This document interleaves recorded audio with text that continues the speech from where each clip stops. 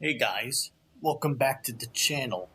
And today we're going to talk about what is, in my opinion, a mod that you should install because it's really damn good. The SFO Warhammer 3 War Under the Mountain mod. Now, I was getting really sick of vanilla. There's just so many problems. I was looking for an overhaul mod, and this was the most popular, so I downloaded it, and I very much see why. And I just want to talk about, in my opinion, what this mod does right and what it could do to improve itself, because there's still a couple things that could be fixed, but overall I think it's great. I'm gonna talk about why. So the mod focuses on overhauling the campaign, and it also does a pretty good job of overhauling the battles as well. And I'm gonna talk about both. So the first thing that it fixes. All right, let's go through this. Every faction's overhauled. Every single one. All of them. It's quite incredible, really.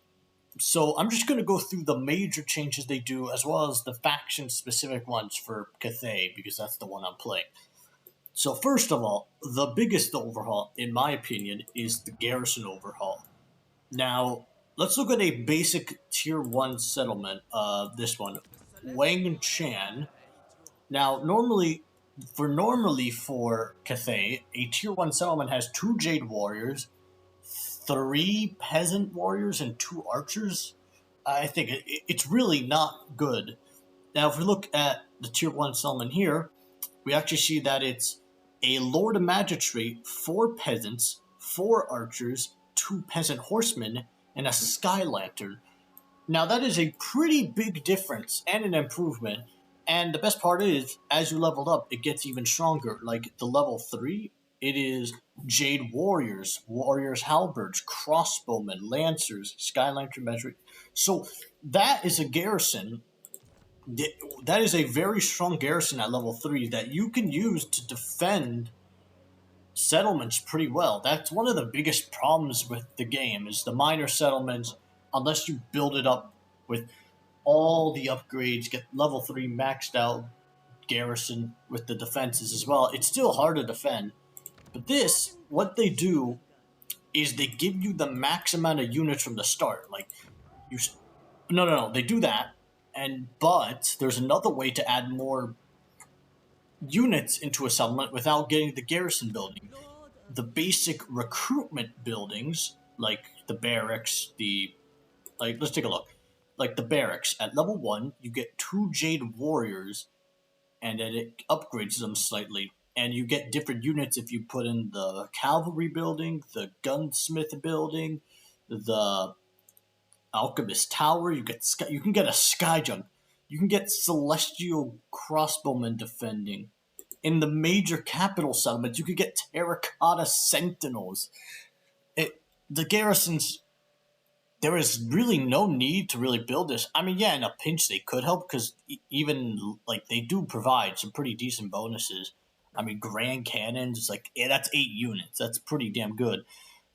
But, like, and it's just really cool, I think. And that's something that I think should be in the main game, where they don't have to, like, rework the garrisons to do that, like, have more units, but they could do it where if you build the barracks in it, you get certain units. Like, for the Empire, if you build a barracks, you should be able to get a swordsman unit or a spearman shields, maybe a greatsword once you max it out. I think that's a really cool mechanic that should be added in, because it allows for flexibility. Like, if you have, like, a border settlement that you want more garrisoned, you could put all the barracks and recruitment buildings in it, so it has more units to defend. And I think that's just great. Another thing they add is this thing called Imperium Power. Now, essentially what it is, and this is something that I think should also be in the main game. When you start the game, you have a very small amount of land. You only have 1 or 2, 3, like, 1, 2 settlements you start the very beginning with. And it is incredibly easy to manage 2 settlements. So you can control you get bonuses to control when you're smaller, because there's less land to control, less people to manage, and that's really cool. And once you slowly gain more settlements, you get certain penalties and bonuses. So I guess as you get bigger, it's harder to control the settlements, but you get more money or growth because you have so many people. I'm not sure. I haven't gone quite that far, but I think that's a cool thing. They reworked how the winds of magic work, where essentially it's just the winds will change every so often, and it gets like certain. You get like you either get a buff or a debuff for the winds for a certain amount of time. So here I have a debuff of negative wind, negative growth. It's just not very good overall because now it's harder for my cities to grow. And with the barracks, it actually takes growth to put them in. So so every time you build a barracks building, you lose growth. So you actually have to be careful with it because if you want all the I do think one thing they should do is like increase the amount of growth lost if you upgrade it more because it requires more management. Like maybe no more than -20. Anything above that would be too much. So you have to manage how much growth you have. Whether you get the growth buildings, maybe there's a resource that helps between what buildings you put in. And I think that's really clever.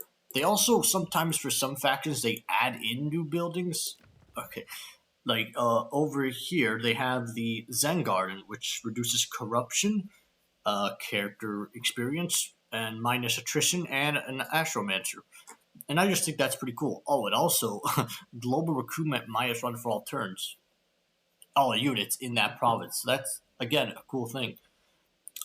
There's minor things like the mod automatically has the I forgot what it's called, but it's the thing where you can see the little icons. They progressively get more like advanced. You know what I'm talking about. Like look at like at level 1, it's the basic one, but level 3 it's the max, so it gets more larger and powerful. That I think that's just a minor thing that's cool. They also did some changing around the UI. It just looks nicer. I think like if we like look at the diplomacy screen, like it highlights it best. Like it just looks cleaner. It's not. It's a minor thing, but again, it's a big difference. The technology tree looks a little different as well. The Empire tech, all the technology trees are different. And now this isn't a very good example. I mean, there's a couple changes. You have these two branching options here that require you have to get the Bastion buildings, and they provide you with unique technologies like this one provides weapon strength.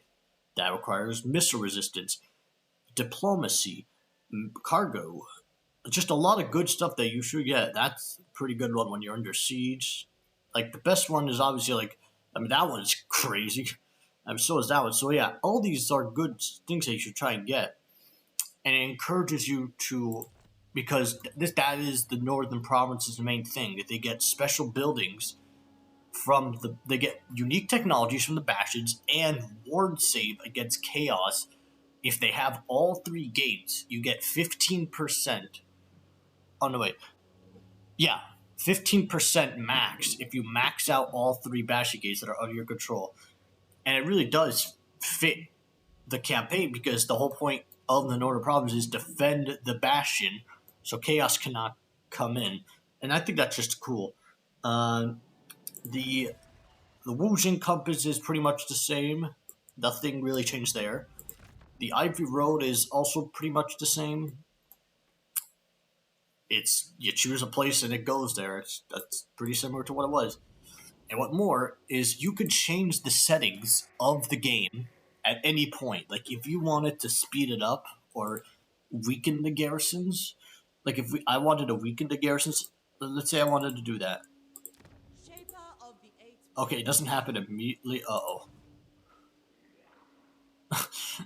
Okay, I didn't know this, but it restricts the settings for 10 turns with the minus in it. So essentially you could change the settings, and you could even change the factions, like different settings for different factions. Like if you want the Empire to expand bigger, you could give them buffs or give factions debuffs, and I think that's just really cool. Most of the buildings act the same. The garrisons I said are reworked. What else is there? The objectives are still the same. Now I think that's everything for the campaign side. There might be something I missed, but like, I think it's just overall just a better way to do it on campaign. Oh no, wait! I forgot the most important thing. Well, this is kind of a battle thing. I'll bring it up with battles as well. Yeah. Oh, there's also a couple new units like this one. This is a unit that is far less good at killing than this one. I mean, look at the missiles, right? They changed the numbers around with the units. I mean, look, 30-35. It's a clear upgrade over the peasant unit, which is usually at 20-25. Yeah.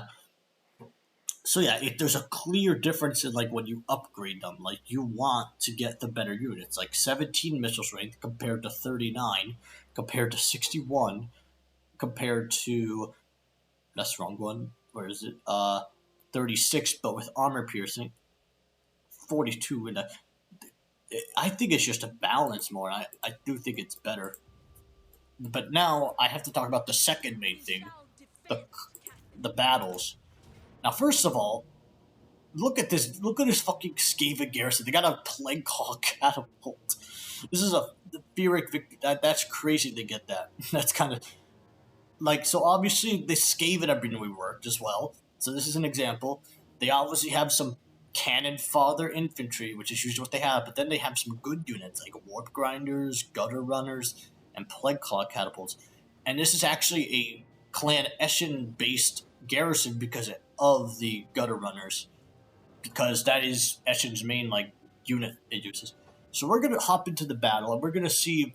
I'm gonna show you guys the main differences in this battle than normal vanilla Warhammer.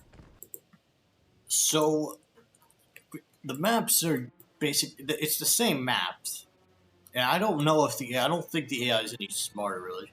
I'm not sure. I haven't noticed quite much of a difference in the battles I played so far. So obviously the manual result is not very favorable to us. Now obviously we have better infantry to them, but those plague claw catapults are dangerous. I wonder if maybe I could.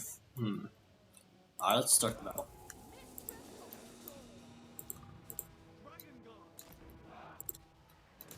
Let's start firing. Alright, we can speed it up. They spawned the clan rat unit over there. I do not know why. So okay, yeah, I don't know what they're doing. Why are they doing with the plague claw catapults? They're moving them. They're moving them. They're moving them. Where are they going? Alright, you know, just send in all the infantry. And yeah. Yeah, they're spawning the clan rat units over there. I don't know why. What are they doing? Okay, yeah, this, like I said, this mod isn't perfect. I don't know what they're doing over there. But again, I think this is something that would just happen in the main game, so I'm not gonna blame them for it. There they go. I do think it's interesting that they get 6 plague claw catapults in one. Like normally it's 3. So we got the Skaven slaves throwing, but they do no damage. They do 9 damage. They're not very good if you can't tell. So the first thing you notice is that all the units have way more health. Like that is almost 10,000 health. So the battles last longer because all the units just have so much more health. And that's a good and a bad thing. Like, I think, like, I don't know about it, but, like, I think it's an interesting idea.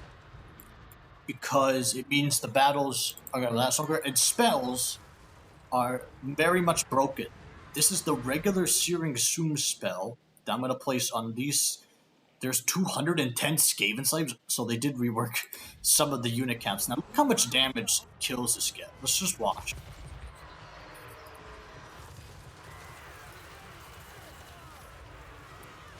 Now that just got almost 200 kills. That killed almost 200 Skaven slaves. That is ridiculous.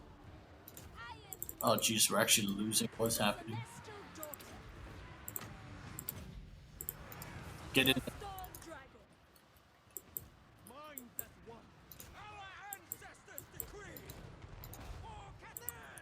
We're definitely killing them, but the auto resolve is still not quite in our favors. Even though it's all these units over here. So the units have a lot more health, and their unit like their stats are more like centralized. They're not. They're like more like, and like the archers have much worse stats, very visibly clear. But even then, like the higher tier archers have decent stats that they can fight off with, and I think that's a good idea. All right, I'm gonna place this right there.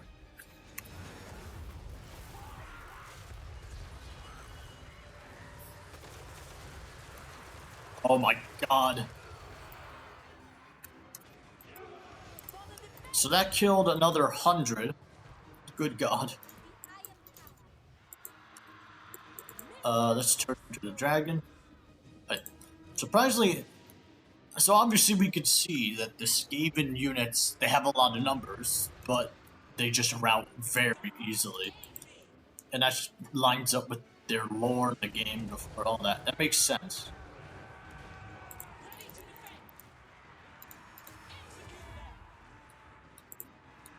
So yeah, this battle, I think we've won this. This battle's basically over. I'm surprised they're still fighting. Seriously, how are they still fighting? A couple of units did rout. It's their lord. Kill the lord. But really, how are they still fighting? Guys, the battle's over. I see all their units running off the map. There's less... Okay, there we go. So yeah, obviously the odd resolve isn't entirely accurate. And as we can see, yeah, it was... their garrisons are reworked, and I do think...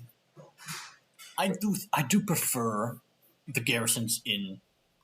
I think most of the garrisons in what is... With the rework here, with you getting more units as you recruit with the barracks, I think it's a better idea than what it is in the base game, which is just you get a set amount and that's it. End of story. And that could lead to problems all over the place. Come on, load faster. Now, the most interesting thing and I think in my opinion, what is the biggest change and what could change the game entirely is what I'm about to show you guys as soon as this is done loading. Come on, you can do it. You're right there. You're right there. Don't crash. Don't crash. Oh, come on. I'm gonna tab out. Oh no, it's actually crashing. No. Oh my god, it actually fucking crashed. Oh my god. Well, that was awkward. So I'm just gonna auto-resolve it, and I think the auto-resolve will show the result better. So the casualty rate isn't that bad. Like, that was supposed to be a Pyrrhic victory. Yeah, that's more like a close victory, if I'm being honest. So obviously, settlement captured, you occupy. Now, the biggest difference, in my opinion, to an extent, it ranges with the different factions, but the casualty replenishment rate is a bit lower. Now, we are in a... They did rework the climate, like unpleasant and like uninhabitable climates. It's different negatives. It's the biggest ones are the control. I mean, all of them are big, but recruitment duration, meaning it takes 2 turns to recruit in yellow and 3 turns in the red. That is bad. And now 5% isn't the worst, but still the casualty replenishment is just lower overall. So you got to be more careful about how far you expand and like rest a little, because your units can get like really damaged. And fighting manually, that'll obviously reduce your casualties because you're fighting it better and not auto-resolving it. But you still got to be careful because rushing in too much could spell disaster. Now, I was playing this. This was on normal difficulty. In terms of the other AI and how they're doing, I think it's pretty similar to the main game. Like overall, if there's any dominant ones, Goldtooth, he's doing okay. Lesson Dread, Karak, Chaos Dwarves, Western Provinces. Yeah, it's basically the same AI situation. So overall, what this mod focuses on is overhauling all the factions that you play as. It changes it completely, so it's a better experience for you. Now, if I was to now, I think it's a great mod. They've done a great job, but still, the AI, this is not. I don't think. I'm not going to say they should do this because I think it'll be a nightmare to do. But there are definitely other mods out there that improve the AI overall, make them smarter, more aggressive, like more they think better. I think if you install a mod like that with the SFO mod, I think you have a great experience because having smart AI is just it makes everything better. But I don't expect the mod to do that, and there's no reason they should. What they've done already is tremendous. They've overhauled every faction, some small changes, some big, and they should feel very proud of everyone. Like it's a big team that's been working on this. So yeah, I think that's about it. I think you should try this mod out, and if you don't like it, that's okay. If you do, that's great. All right, I'll see you guys on the next video. Goodbye.